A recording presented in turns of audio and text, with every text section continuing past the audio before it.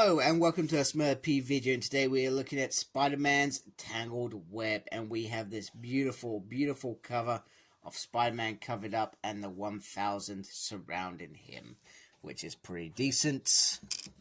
And I believe this is the standard market cover.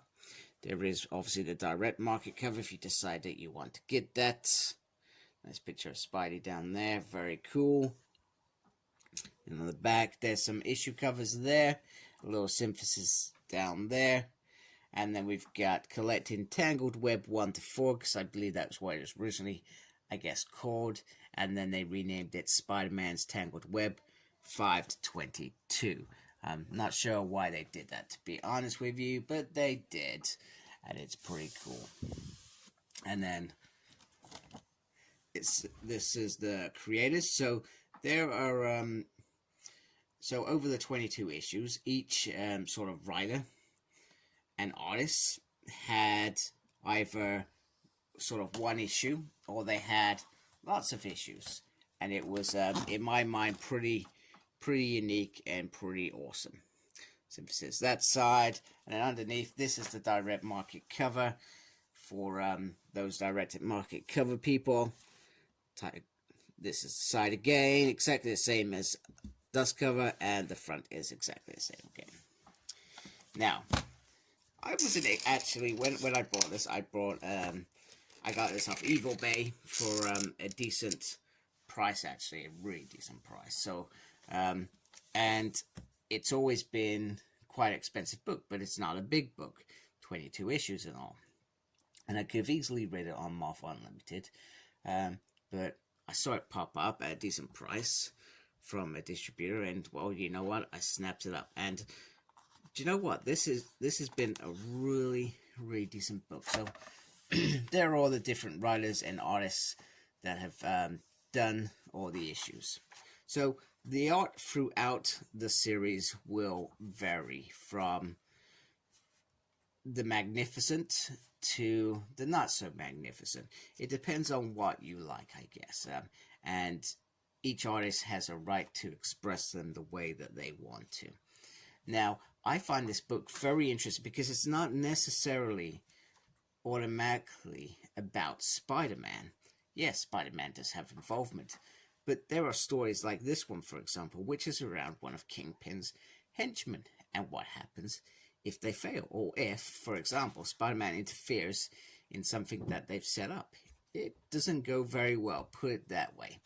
Then we get an awesome story about Rhino. It's like if you ever watch Transformers, the episode where the Kingpin gets his magnificent brain. I think that's what it's called. This is sort of like that, except he doesn't end up wanting the things that he wants, which was this beautiful relationship with this young lady. And he ends up becoming too intelligent for his own good, that he actually says, well, you know what, why am I with you? You know, you're not exactly on my par, etc. That sort of thing. Then we have one around a father who's, let me try not to give it away, but he knows Spider-Man's secret identity, and he could share that and make a hell of a lot of money. So it's quite interesting how these things weave in and weave out. Then we get the ramifications of what happens when a building is damaged and it's around a couple kids. What happens? You know, it's all those interesting things. And then we get a wacky issue around Christmas and how he's so preoccupied by villains. He actually books himself on 2 dates.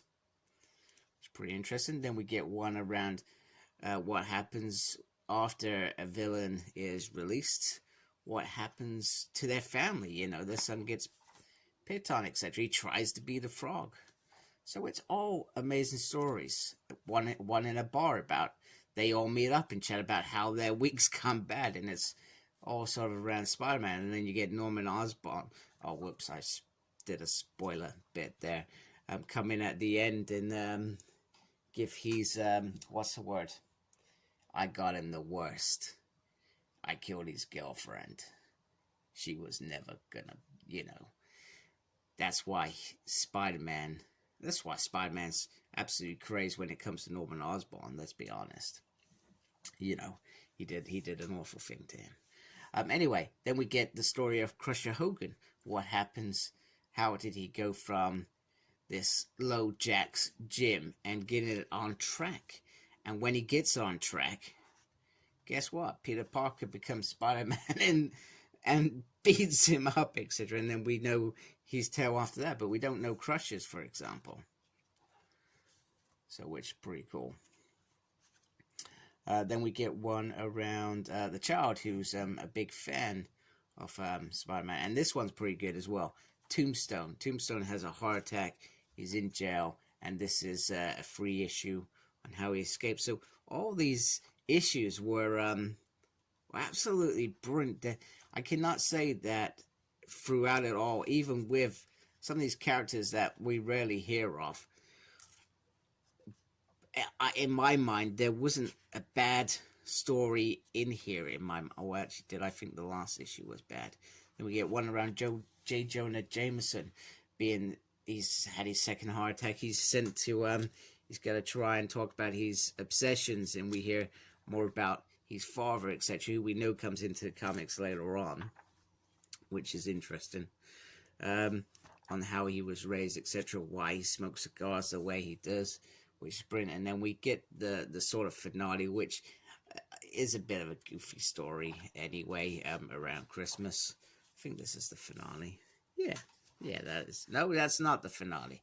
The finale is what happens when Spider-Man drops off a perp to the police. How do they follow up on that and get the evidence to stick? That is the problem. And these people do bad things. And because sometimes Spider-Man interferes, actually, they use that to sometimes wiggle their way out of these crimes.